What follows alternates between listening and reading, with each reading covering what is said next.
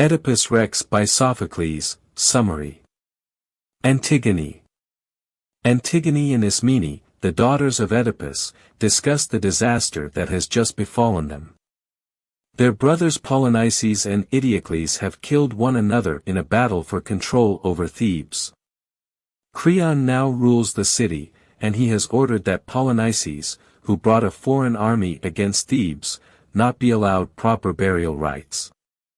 Creon threatens to kill anyone who tries to bury Polynices and stations sentries over his body.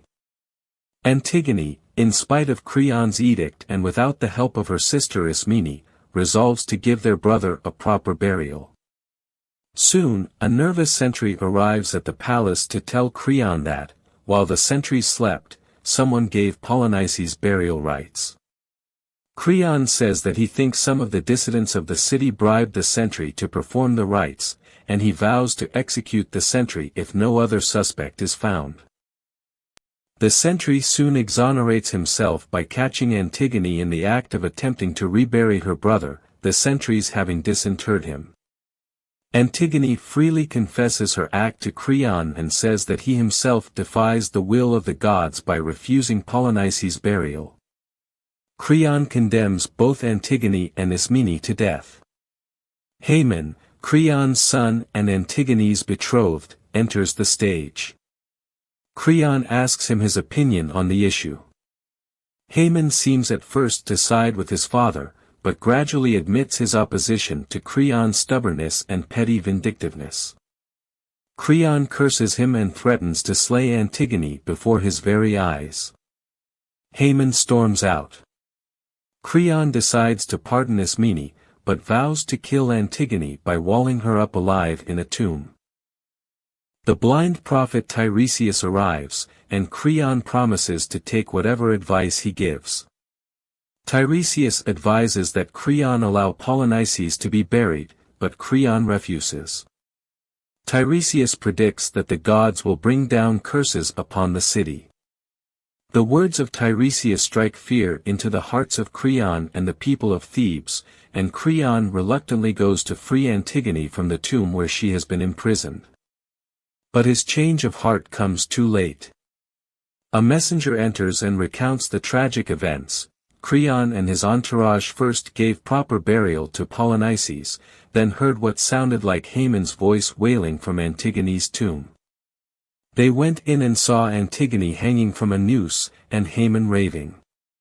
Creon's son then took a sword and thrust it at his father. Missing, he turned the sword against himself and died embracing Antigone's body. Creon's wife, Eurydice, hears this terrible news and rushes away into the palace. Creon enters, carrying Haman's body and wailing against his own tyranny, which he knows has caused his son's death. The messenger tells Creon that he has another reason to grieve. Eurydice has stabbed herself, and, as she died, she called down curses on her husband for the misery his pride had caused. Creon kneels and prays that he, too, might die. His guards lead him back into the palace. Oedipus the king. A plague has stricken Thebes. The citizens gather outside the palace of their king, Oedipus, asking him to take action. Oedipus replies that he already sent his brother-in-law, Creon, to the oracle at Delphi to learn how to help the city. Creon returns with a message from the oracle: the plague will end when the murderer of Laius, former king of Thebes, is caught and expelled. The murderer is within the city. Oedipus questions Creon about the murder of Laius, who was killed by thieves on his way to consult an oracle. Only one of his fellow travelers escaped alive.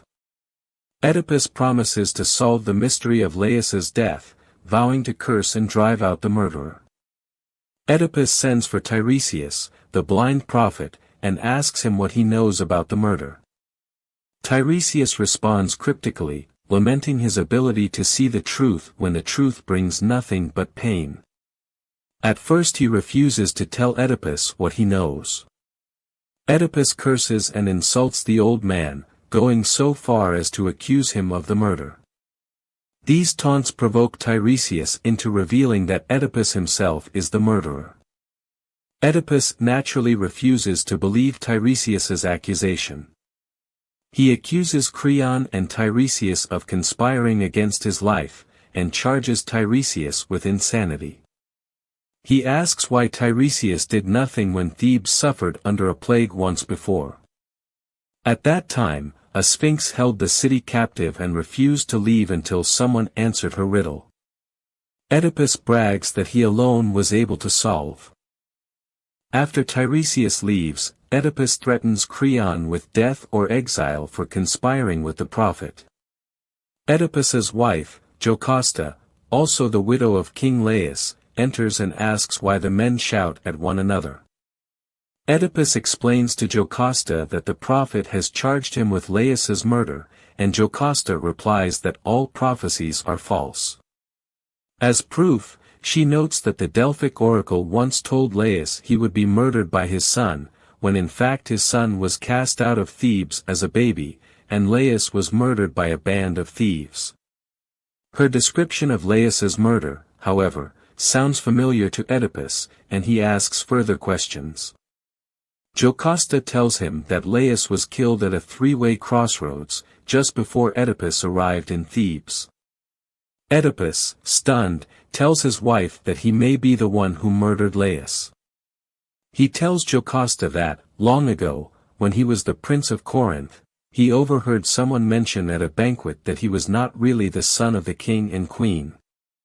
He therefore traveled to the oracle of Delphi, who did not answer him but did tell him he would murder his father and sleep with his mother. Hearing this, Oedipus fled his home, never to return. It was then, on the journey that would take him to Thebes, that Oedipus was confronted and harassed by a group of travelers, whom he killed in self-defense. This skirmish occurred at the very crossroads where Laius was killed. Oedipus sends for the man who survived the attack, a shepherd, in the hope that he will not be identified as the murderer. Outside the palace, a messenger approaches Jocasta and tells her that he has come from Corinth to inform Oedipus that his father, Polybus, is dead, and that Corinth has asked Oedipus to come and rule there in his place. Jocasta rejoices, convinced that Polybus' death from natural causes has disproved the prophecy that Oedipus would murder his father. At Jocasta's summons, Oedipus comes outside, hears the news, and rejoices with her. He now feels much more inclined to agree with the queen in deeming prophecies worthless and viewing chance as the principle governing the world. But while Oedipus finds great comfort in the fact that one half of the prophecy has been disproved, he still fears the other half, the half that claimed he would sleep with his mother. The messenger remarks that Oedipus need not worry, because Polybus and his wife, Merope, are not Oedipus's biological parents. The messenger, a shepherd by profession, knows firsthand that Oedipus came to Corinth as an orphan. One day long ago, he was tending his sheep when another shepherd approached him carrying a baby, its ankles pinned together. The messenger took the baby to the royal family of Corinth, and they raised him as their own. That baby was Oedipus. Oedipus asks who the other shepherd was, and the messenger answers that he was a servant of Laius. Oedipus asks that this shepherd be brought forth to testify, but Jocasta, beginning to suspect the truth, begs her husband not to seek more information. She runs back into the palace. The shepherd then enters. Oedipus interrogates him, asking who gave him the baby. The shepherd refuses to disclose anything, and Oedipus threatens him with torture. Finally, he answers that the child came from the house of Laius. Questioned further, he answers that the baby was in fact the child of Laius himself, and that it was Jocasta who gave him the infant, ordering him to kill it, as it had been prophesied that the child would kill his parents. But the shepherd pitied the child, and decided that the prophecy could be avoided just as well if the child were to grow up in a foreign city, far from his true parents. The shepherd therefore passed the boy on to the shepherd in Corinth. Realizing who he is and who his parents are, Oedipus screams that he sees the truth and flees back into the palace. The shepherd and the messenger slowly exit the stage. A second messenger enters and describes scenes of suffering. Jocasta has hanged herself, and Oedipus, finding her dead, has pulled the pins from her robe and stabbed out his own eyes. Oedipus now emerges from the palace, bleeding and begging to be exiled. He asks Creon to send him away from Thebes and to look after his daughters, Antigone and Ismene. Creon, covetous of royal power, is all too happy to oblige. Oedipus at Colonus. After years of wandering in exile from Thebes, Oedipus arrives in a grove outside Athens. Blind and frail, he walks with the help of his daughter, Antigone. Oedipus and Antigone learn from a citizen that they are standing on holy ground, reserved for the Eumenides, goddesses of fate. Oedipus sends the citizen to fetch Theseus, the king of Athens and its surroundings. Oedipus tells Antigone that, earlier in his life, when Apollo prophesied his doom, the god promised Oedipus that he would come to rest on this ground. After an interlude in which Oedipus tells the chorus who he is, Oedipus's second daughter, Ismene, enters, having gone to learn news from Apollo's oracle at Delphi.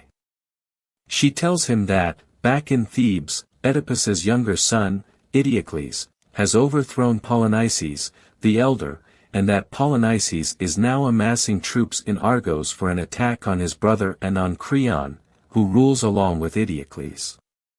The oracle has predicted that the burial place of Oedipus will bring good fortune to the city in which it is located, and both sons, as well as Creon, know of this prophecy. Both Polynices and Creon are currently en route to try to take Oedipus into custody and thus claim the right to bury him in their kingdoms. Oedipus swears he will never give his support to either of his sons, for they did nothing to prevent his exile years ago. King Theseus arrives and says that he pities Oedipus for the fate that has befallen him, and he asks how he can help Oedipus. Oedipus asks Theseus to harbor him in Athens until his death, but warns that by doing him this favor, Theseus will incur the wrath of Thebes. Despite the warning, Theseus agrees to help Oedipus. Creon appears in order to abduct Oedipus, but, proving unsuccessful, he kidnaps Antigone and Ismene instead. Theseus promises Oedipus that he will get his daughters back. Theseus does in fact return with Oedipus's daughters shortly. Soon after, Polynices arrives, seeking his father's favor in order to gain custody of his eventual burial site. Oedipus asks Theseus to drive Polynices away, but Antigone convinces her father to listen to his son. Polynices tells Oedipus that he never condoned his exile, and that Eteocles is the bad son, having bribed the men of Thebes to turn against Polynices. Oedipus responds with a terrible curse, upbraiding his son for letting him be sent into exile, and predicting that Eteocles and Polynices will die at one another's hands. Polynices, realizing he will never win his father's support, turns to his sisters. He asks that they provide him with a proper burial should he die in battle.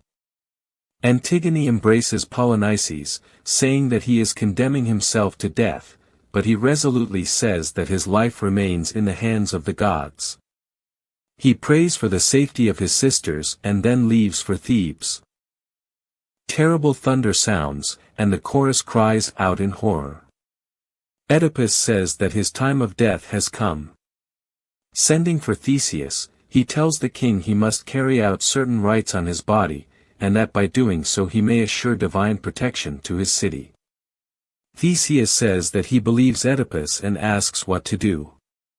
Oedipus answers that he will lead the king to the place where he will die, and that Theseus must never reveal that spot, but pass it on to his son at his own death, who in turn must pass it on to his own son. In this way Theseus and his heirs may always rule over a safe city. Oedipus then strides off with a sudden strength, taking his daughters and Theseus to his grave. A messenger enters to narrate the mysterious death of Oedipus. His death seemed a disappearance of sorts, the lightless depths of earth bursting open in kindness to receive him. Just as the messenger finishes his story, Antigone and Ismene come on stage, chanting a dirge. Antigone wails that they will cry for Oedipus for as long as they live. Not knowing where to go now, Antigone says they will have to wander forever alone. Theseus returns to the stage, asking the daughters to stop their weeping. They plead to see their father's tomb, but Theseus insists that Oedipus has forbidden it. They give up their pleas but ask for safe passage back to Thebes, so that they may prevent a war between their brothers.